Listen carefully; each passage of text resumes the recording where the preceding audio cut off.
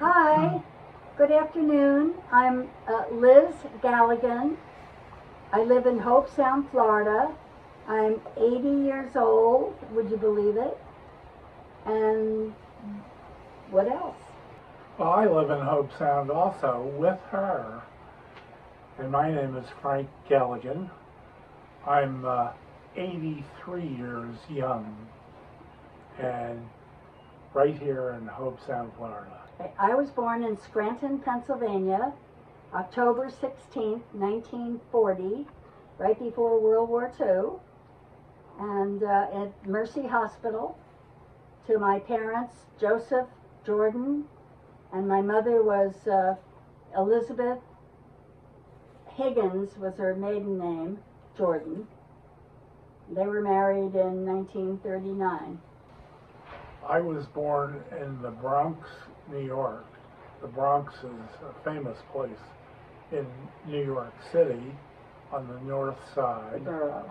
But then I grew up fundamentally on Long Island, New York, which is in Suffolk County, Long Island, New York. And Suffolk County is out a ways from the city, in the Bay Shore area. And you asked me the date, I was born April 15th, a very famous day. Everybody pays their taxes on April 15th, but I was born in 1938 when taxes were low. And our three children were born in Bay Shore, New York, Long Island. Okay, I went to Sacred Heart High School in Elizabeth, New Jersey, and then I went to Marywood College in Scranton, Pennsylvania for a short time, about, I think I had about 2 years credit, and then I married this guy, and then I later went back to school when my children were like maybe 7, 8, and 9, and I graduated with a bachelor's degree from the University of Toledo in Ohio, and then went back at night and got a master's degree also in business education. I have a dual major, business and education. It was fun. Education-wise, I graduated from St. Patrick's School in Bay Shore, New York, went on to Bay Shore High School, and then the University of Scranton. And that's a Jesuit school in Scranton, Pennsylvania. We met actually, I had a car when I was in college, and it needed a paint job because it was all faded. And my parents gave me a paint job for Christmas, but it wasn't ready. So I had to take the train back to the university. And on the train, there were a lot of girls. My good friend Steve Seiben drove me to the train, and he looked at all the girls and he said, oh, he went to the University of Virginia. He said, I think I'll have one of my friends drive my car. I'm going with you. But he went on to the University of Virginia. But I knew one of the girls and was chatting with her, and she knew this girl and introduced me, and it was almost instant for me. She was wonderful to me. I heard something about M&Ms. Wasn't there M&Ms involved? Oh my, yes, I have to tell that part. 4 of us were friends, and my roommate, Pat Martin, Pat Negri was her maiden name. We were sitting across from each other, and I love M&Ms. I never make Toll House cookies. I just eat the M&Ms, not the M&Ms. They were chocolate chips. Morsels, chocolate chips. That's right. Forgot. And I was eating them and tossing them, and the train was warm, and I didn't know that they were falling on Pat's legs because we had our legs up, across from each other. So we walked the train, and when we got back, and I met Frank, and there was another guy, Tony, and some other people, she looked and she saw the chocolate all over the back of her legs. We couldn't wear slacks at the time. You had to wear a skirt. So that's how she knew. And she never forgave me, but I never stopped eating the chocolate morsels. And we laugh about it now. But that's correct. Okay, well, we got married and had an apartment in Mineola, Long Island. I think we were only there 2 years because I was pregnant with baby number 2. Michael was born within a year. We were married a year and 2 weeks when he was born. The next year, Eileen was born in Bayshore, so we had to leave the apartment. We bought a house, and that was in, as I said, Bayshore, Long Island. And then Paul was born there too. And in, I don't remember the year, we moved to Chicago, outside of Chicago, a place called Naperville. We lived there for 4 years. Then we moved to Sylvania, Ohio, which is near the Michigan border. We lived there for 8 years. It's a suburb of Toledo, Ohio. Right. Then we moved to St. Louis, and we were there 20 years. So the kids, when we moved there, they were 7th, 8th, and 9th grade. And now Eileen still lives in St. Louis. Paul lives in St. Louis. And let's see, then we moved to Florida 24 years ago. And we've been here in Hobe Sound for 24 years. I told you we're old. I love Frank, it. you have a comment on that? The moves were easy, except the No, they weren't. one here. Well, the corporate moves were because they packed everything and off we went. But then we moved here, and that was on our own, so it was a big move. And we're not sorry. We love it in Florida. It was good for us. Favorite place we traveled together? What's your favorite place? Well, I don't know. I liked Austria. I would say Ireland. We've been there the most times. Boy, I have more than one. Greece with you. And Italy. We loved Italy. We've been to Paris, Germany, Scotland. And, oh, London. London. I love London. If A you lot of places. if you pick one particular spot, Dubrovnik was my very favorite Croatia. place. It's in Croatia, but I also liked Venice. I liked Vienna. I liked Mexico. I love liked Mexico. the Greek islands. Had fun there. Mexico. Hawaii. I played golf in Chile. Was very exciting, and I talked to people about that. How I played at the Prince of Wales, and the Prince of Wales, we all know who he is, but they built like 6 golf clubs named the Prince of Wales around the world. One of them is in Santiago,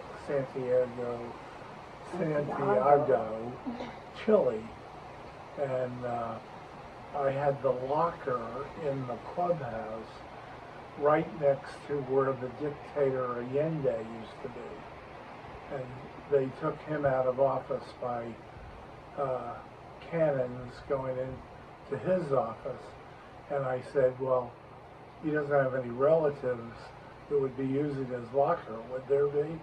No. So that was fun. Wow, there's so many of them. I would say the birth of our children was a special moment, each one of them. Our 50th wedding anniversary was significant too. Now our 60th's coming up shortly. Who would believe it? What would you say? We've had so many. We've had a lot of great moments.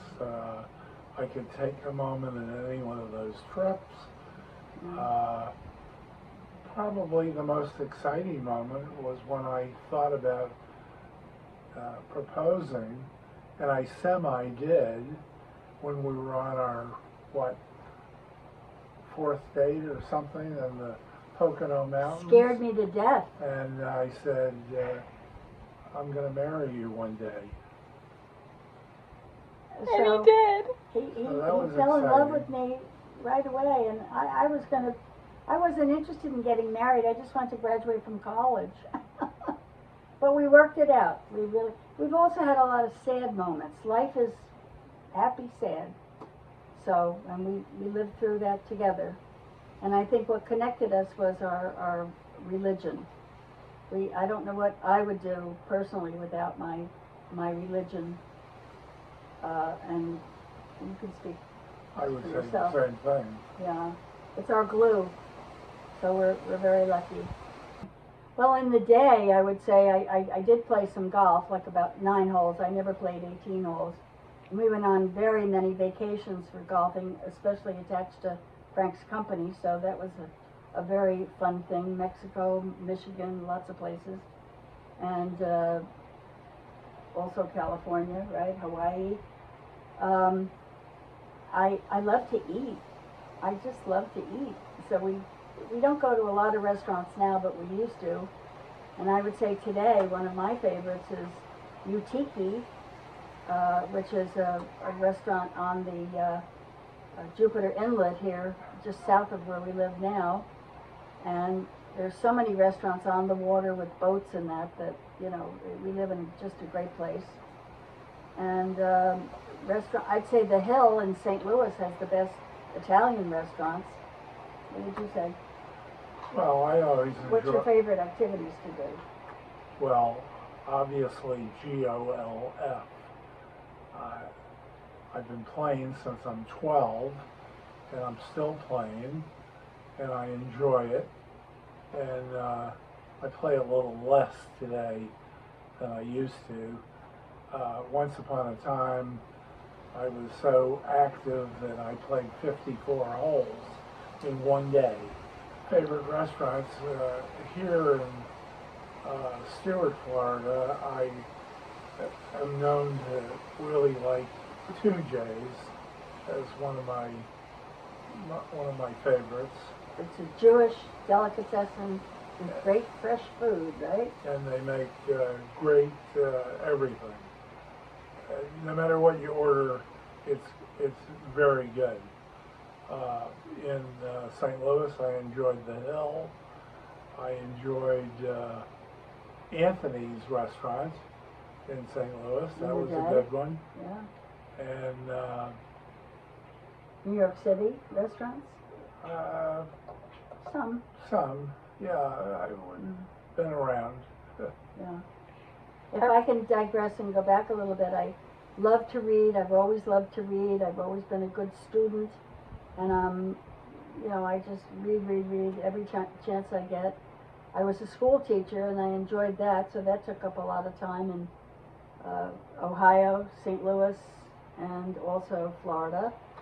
And I love to sew in the day. I don't do it anymore. I used to make some of Eileen's dresses, and I made quilts and that for bedding, and drapes and things, but not anymore.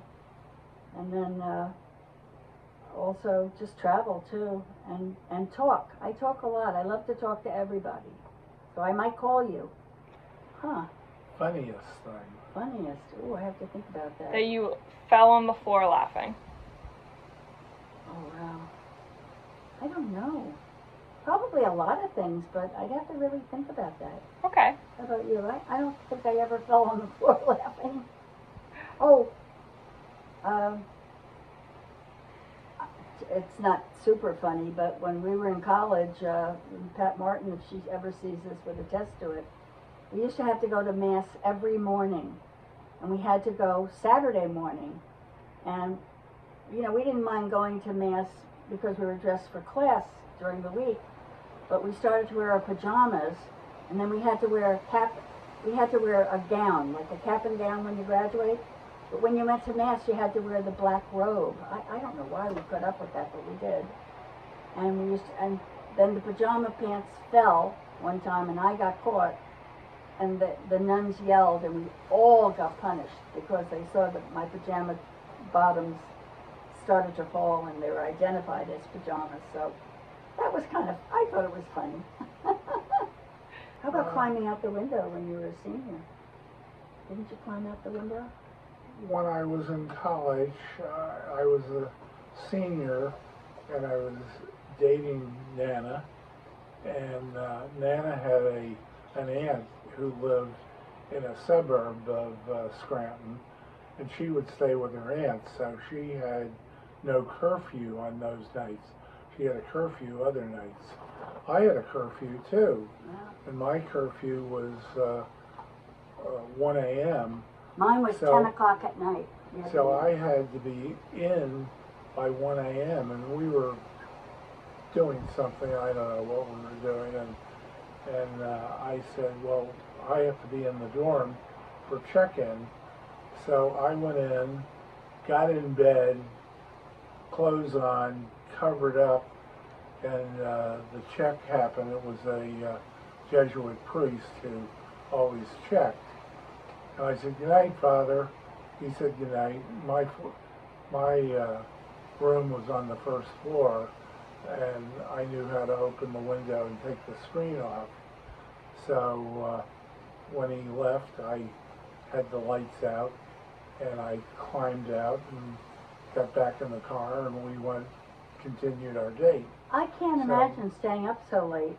Maybe he was meeting his friends because after 1 o'clock, that seems like a long It was love. day. I think we were kissing. Yes. Maybe. I think maybe. you were too. Yeah, yeah. I think for me it would be to plan better, to plan and be more aware of finances.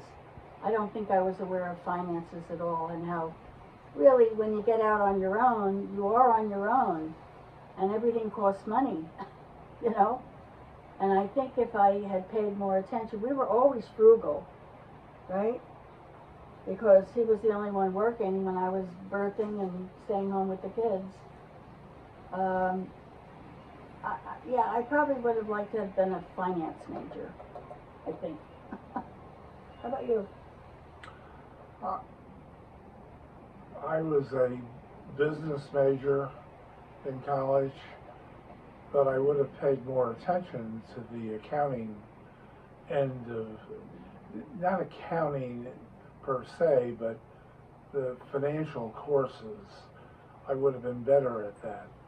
Because in marketing, you spend money, and I would have been better at budgeting also, and We were good at spending money. very good. Nana in particular. And he was right along with me. But we never got in trouble. You know, we were okay. We were happy. We were happy. Yeah. I never had a memory good enough to remember a lie. So I learned very early on to tell the truth, because if it ever doubled back, I could always remember whatever it is that I was questioned about, you know? So that would have been something that I hopefully hold till this day. Now my memory isn't as good as it used to be, so, you know, you're taking your chances with the recall with me. But I think that was probably one thing for me. How about you? I would say living a moral life. And by a moral life, I mean all the things that encompass morality as you grow. I think I have met in my time a lot of crooks. And I knew they were crooks, but you learn to zig and zag with the crooks, not to insult them so they shoot you or anything. Oh dear. But and I don't know if they ever carried a gun, but morality is something that I've always followed. And if I could add to that, just to be kind to people, my experience is if I express kindness, I hope to get kindness back. It's not always the case, but you have to be true to yourself in that too, because people, I think, are inherently good. I believe that to be true. And be grateful. That's another thing. Always be grateful. There, Because we have a lot to be grateful for. there are a few that aren't good, and I refer to them as crooks. So, Have I ever Not- met any of your crooked friends? and not that they were mob members or anything, but maybe they were on the verge. Such is life. Oh, family is so important. Family is everything. And sometimes we all don't see eye to eye. Sometimes bad things happen to good people. Sometimes challenges are there that aren't fair to our family. We're also blessed, and I don't know why, both of us have longtime friends from high school. Being kind to people is very important, and I'm kind to people, and I think you've experienced while you're here how people say hello to me, so I'm kind throughout the community, and I like that. There are a few people in life that I've encountered, I'll say that I haven't liked, but I wouldn't be unkind to them, even if they stood in front of me today. I wouldn't be unkind, but I probably wouldn't engage them. And also, I think you taught me this. Don't ever burn your bridges if you can help it. Just because you never know. I mean, you know, just hold back a little bit. Don't burn a bridge, because 10 years from now could be completely different, and you could be best friends with the person that you didn't like in junior year of high school. Oh, I'd have to say you. You're right in front of me, and you're the only grandchild here. Of course, I'm just joking. Okay, Yeah, any. We have 5 grandchildren. They're all wonderful. Yes. And 2 great grands. I think our grandchildren are very important to us, all 5 of them. We are proud of each one of them and their own accomplishments. Courtney, mother of our 2 great grandchildren, and her husband are just, they're 4 wonderful people.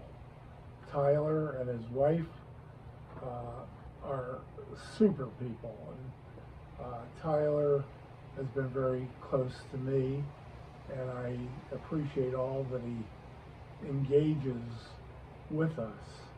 He's a great guy, since he's the one active grandson. Active?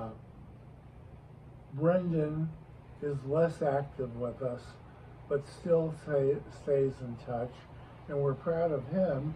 He just became a certified helicopter pilot, so, and we could go on about that. Claire is in Hawaii, and she's doing her thing, Engaged paying again. attention to the environment, which she appreciates, and we're very proud of her. And Lucy, She's engaged to Dane. and she's engaged to Dane, Yeah. and we like him very much.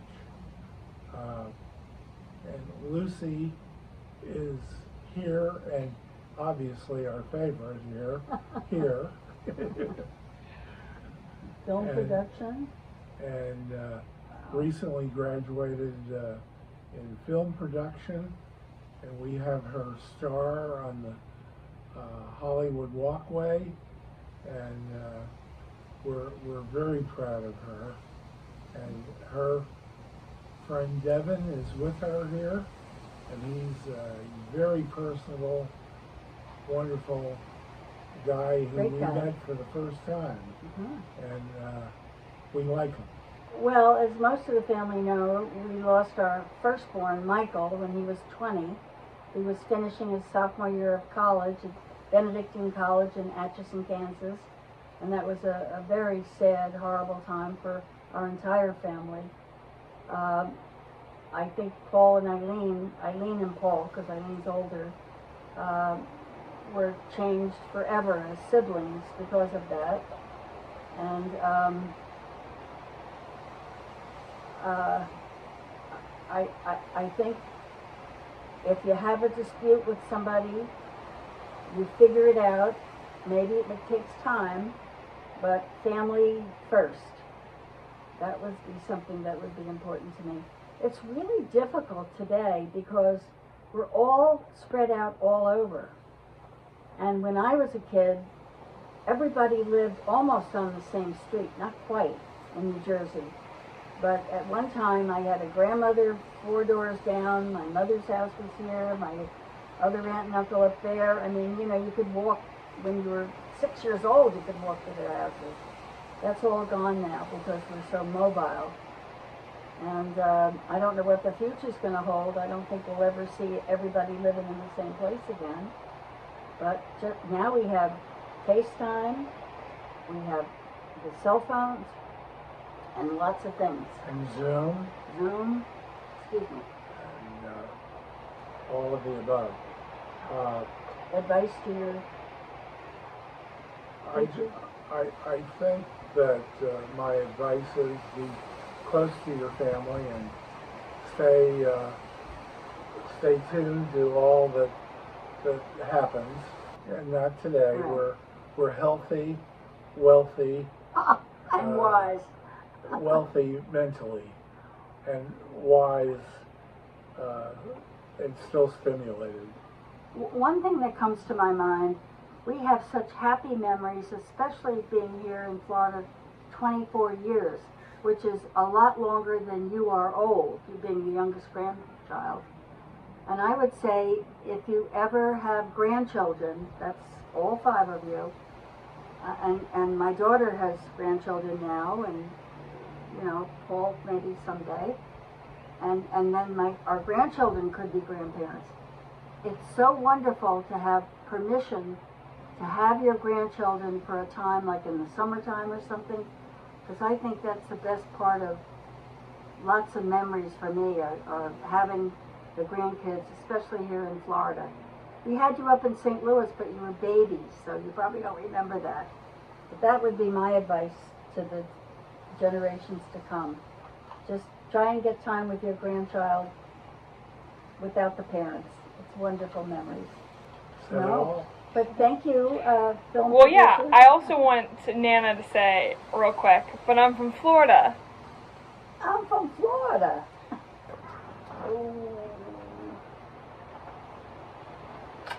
Ah. Pleasure. Sometimes it's a bigger kiss. Very cute. And don't go to bed angry with each other, never.